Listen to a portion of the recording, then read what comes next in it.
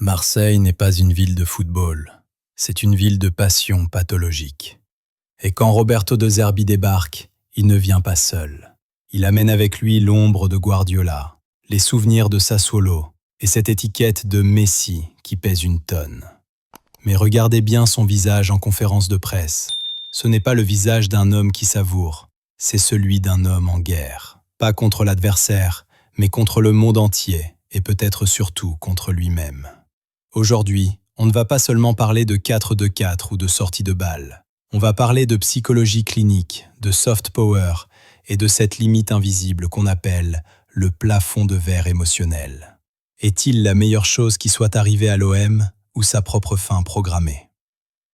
Pour comprendre De Zerbi, il faut comprendre ce que Guardiola voit en lui. Ce n'est pas juste du jeu de position, c'est de la provocation. De Zerbi attend que l'adversaire presse pour créer le vide derrière. C'est une prise de risque qui frise l'insolence. À Marseille, cette audace a tout de suite séduit. On a vu des circuits de passe que le Vélodrome n'avait pas vus depuis Bielsa ou Sampaoli. Mais là où Bielsa était un ascète et Sampaoli un volcan, De Zerbi est un théoricien qui souffre. Son football est une quête de perfection névrotique. Quand il gagne 5-1 et qu'il se dit insatisfait, ce n'est pas de la fausse modestie. C'est une incapacité pathologique à accepter l'imperfection. Et dans un club aussi imparfait et chaotique que l'OM, cette exigence est soit un moteur, soit un poison lent qui va finir par intoxiquer tout le vestiaire. Parlons de ce fameux passeport italien. De Zerbi affirme qu'il est jugé plus durement car il est étranger. Analysons les faits. Ancelotti au PSG, Emery à Arsenal, Bielsa ici même. Ils ont tous été découpés par les médias. Le vrai sujet, ce n'est pas sa nationalité, c'est sa posture de victime sacrée. En créant cet ennemi imaginaire, les médias, les consultants parisiens, De Zerbi soude ses joueurs autour de lui. C'est nous contre le reste du monde. Tactiquement, c'est brillant pour créer une cohésion de groupe instantanée. Mais médiatiquement, c'est un suicide à long terme. Il s'épuise dans des joutes verbales stériles, alors qu'il devrait laisser son milieu en losange parler pour lui. Contre Lens, il réalise un chef-d'œuvre. Une rotation à 3 au milieu qui a rendu Haïdara fou. Et pourtant, le lendemain, la une des journaux porte sur ses insultes envers un journaliste. C'est une confiscation du génie par la polémique.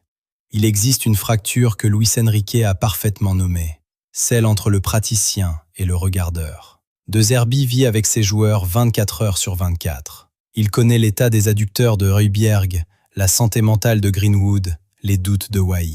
Le regardeur, lui, juge sur 90 minutes. De Zerbi vit chaque critique comme un manque de respect envers son travail de titan. Mais il oublie une chose, Marseille ne demande pas de la compréhension, Marseille demande de l'émotion.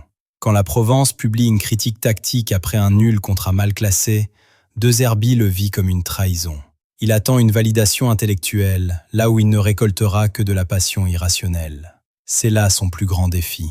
S'il n'accepte pas que les gens ont le droit de ne pas comprendre son œuvre, il finira par s'isoler dans sa tour d'ivoire tactique, seul avec ses convictions, mais sans le peuple derrière lui. Mais ne soyons pas dupes. Si De Zerbi est là, c'est aussi pour le business. Mehdi Benatia a réussi un coup de génie. Utiliser le nom de De Zerbi comme un soft power.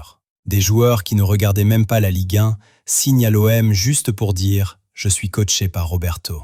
Cette attractivité vaut des dizaines de millions d'euros. Il a repositionné l'OM sur la carte du football mondial. Pour la direction, De Zerbi est un investissement autant qu'un entraîneur, mais un investissement à haut risque. Car si le prophète s'en va en claquant la porte à cause d'un article de presse mal tourné, l'édifice Benatia s'écroule avec lui.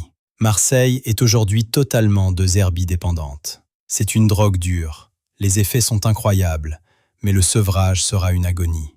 Alors, quel est le verdict? De Zerbi est un génie, c'est un fait. Il est le coach le plus sophistiqué de l'histoire moderne de l'OM. Mais son pire ennemi, c'est ce reflet dans le miroir. S'il veut survivre à la folie marseillaise, il doit apprendre à se taire quand son équipe parle pour lui. Et vous, vous êtes du côté du praticien ou du regardeur? Dites-le moi en commentaire. Abonnez-vous pour plus d'analyses. Peace.